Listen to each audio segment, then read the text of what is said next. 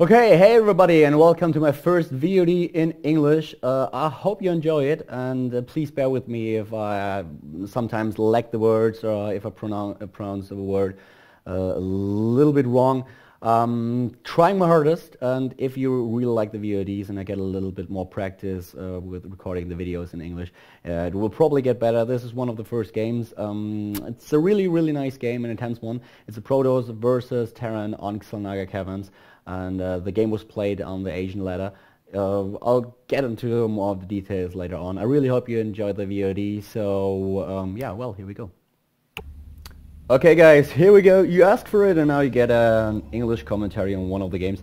I actually casted that one recently in German, but I think the game is pretty good and probably most of you haven't seen it yet. So this is Prince SG. We got some royalty in the game, some blue blood, and on the other side of the map on Xel'Naga Caverns is Rainbow in blue. I actually can't read Korean. I think that's Korean, but Todd can. He played for 4 Kings in Warcraft 3 and is now playing for Millennium in StarCraft 2. And he's actually translating the names of the players for me when I cast a game from the Asian realm. So this is Rainbow in blue, and he's probably one of the players that most of you guys know. He's a really talented Terran player, and on the other side we see the Protoss just building a couple of SCVs, the pylon at nice supply, and he's not scouting yet, just using his chrono boost in order to get some more probes for his economy. And of course they're chit-chatting. I have no idea what they say, probably complaining about Protoss versus Terran and just talking about imbalances or some other shit. I have actually no idea. They might be even talking about the weekend, about how drunk they got and how they were dancing in the club and singing karaoke the whole night. I have no idea whatsoever, but it doesn't really matter. At the moment, Rainbow is building his barracks with one of his SCVs, obviously. Build his supply depot first at around 10 supply, and right now we see the gas for the Prince. The gas for Prince SG, and he's scouting with one of his probes into the main base of the Terran player, just running up the choke.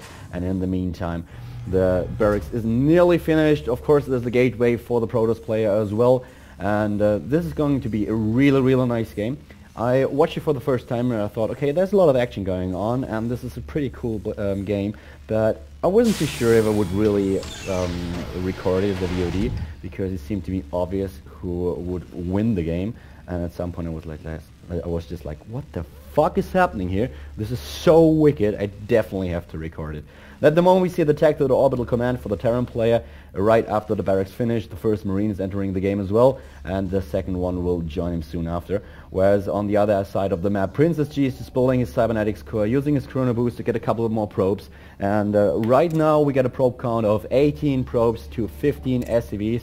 So a small advantage for the Protoss player, which is only natural, as the Terran player has to use his command center to upgrade to the orbital command. But after that, of course, due to the mule, the income will be nearly the same.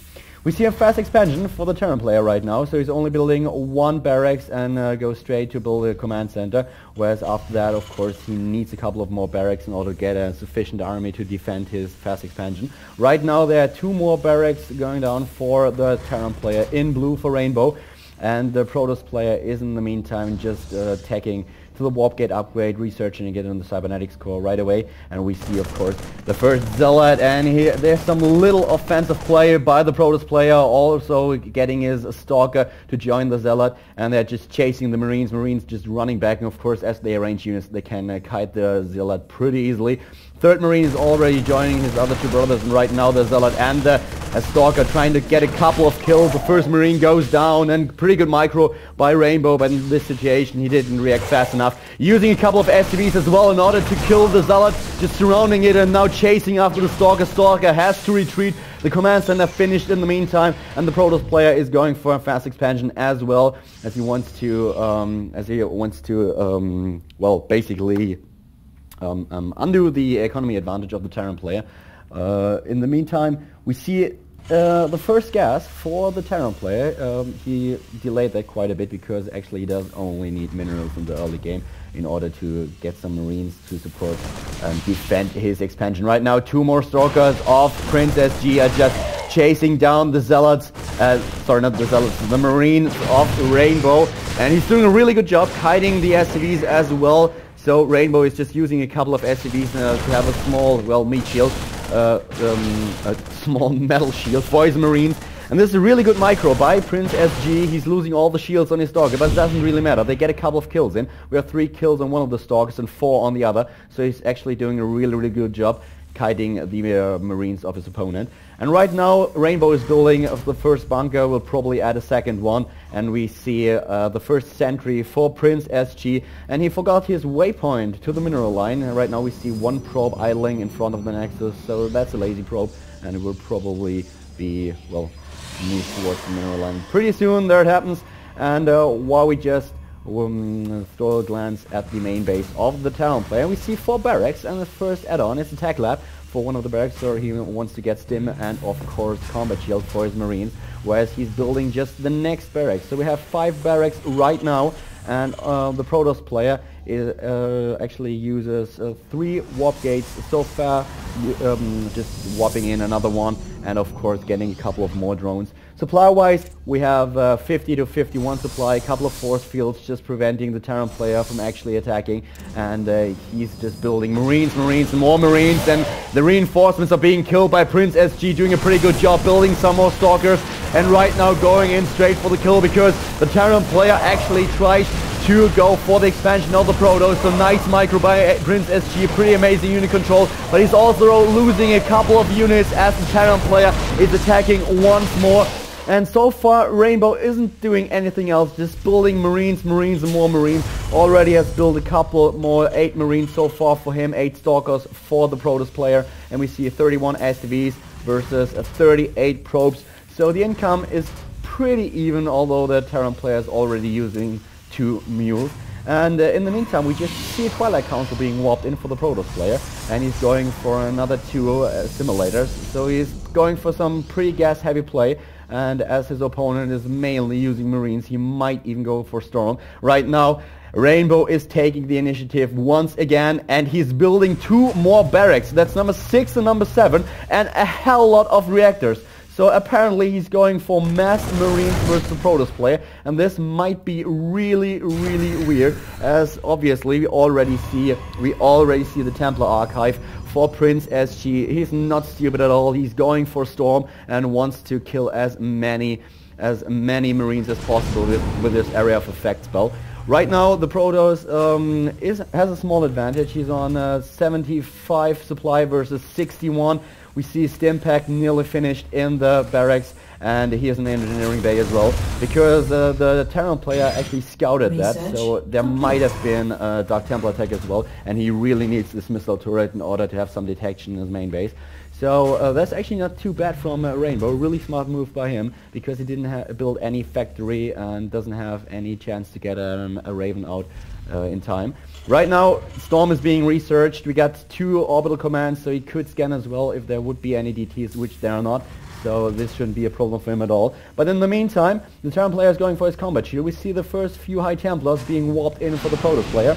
And if you just have a glance at the unit counting station, we see 37 Marines for Rainbow right now. A couple of Stalkers and Zealots for the Protoss player, as well as 2 High Templars.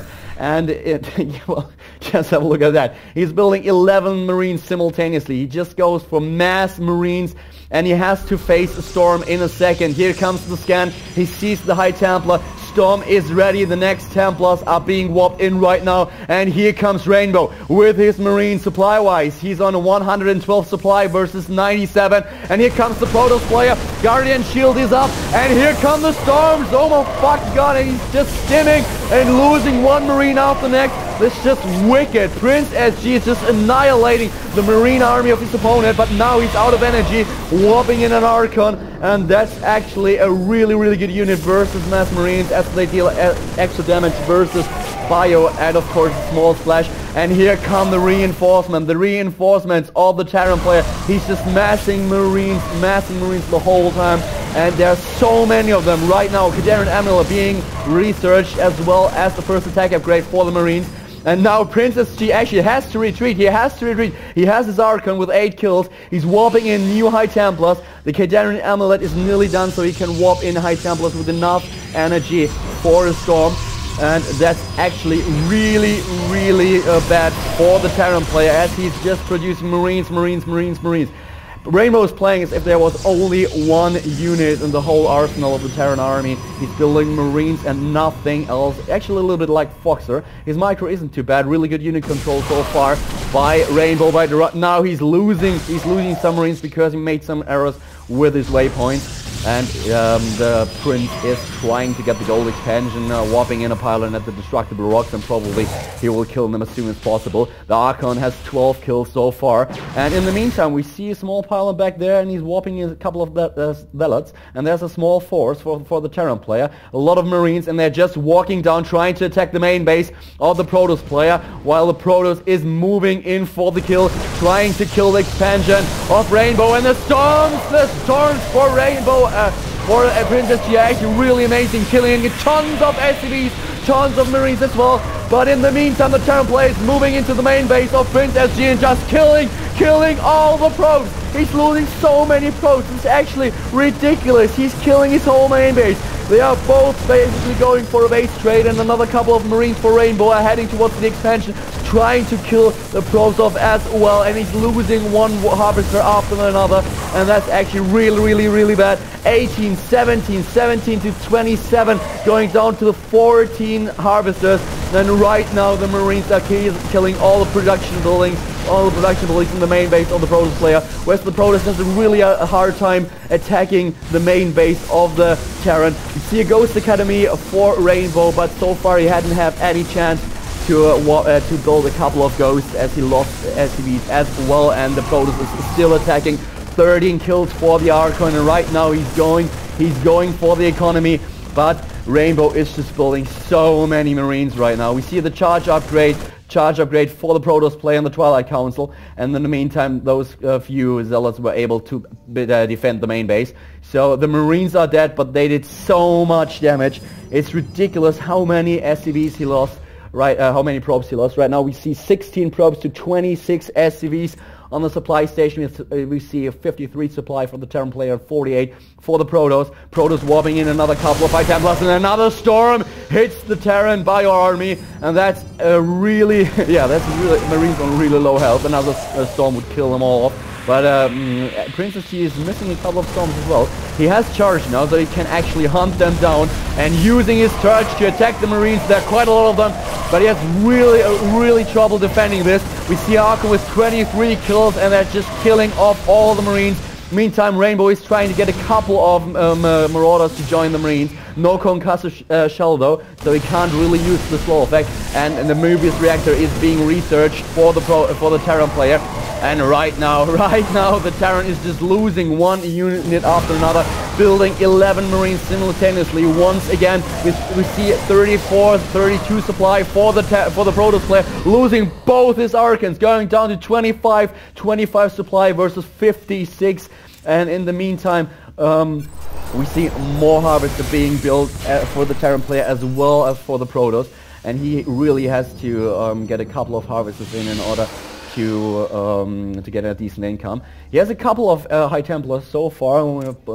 Just a quick glance at the unit counting station, and we see that he's playing with 2 Zealots right now and 2 High Templar, which is basically nothing. And he has to face 20 Marines, 1 Marauder, and 34 SCVs, whereas the Terran player is actually trying to get another couple of upgrades for his bio army, researching the armor upgrade right now. And of course the Mules is doing a really good job at keeping his income on a pretty high level.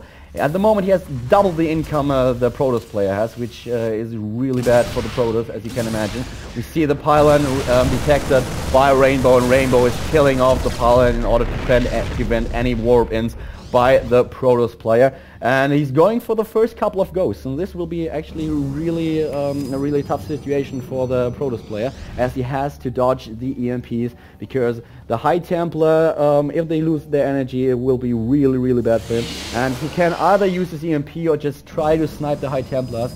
Their ghosts have a higher range than the High Templars, so it should be a little bit easier for him. And Prince SG has to prove that his micro is good enough, his unit control is good enough in order to dodge those EMPs.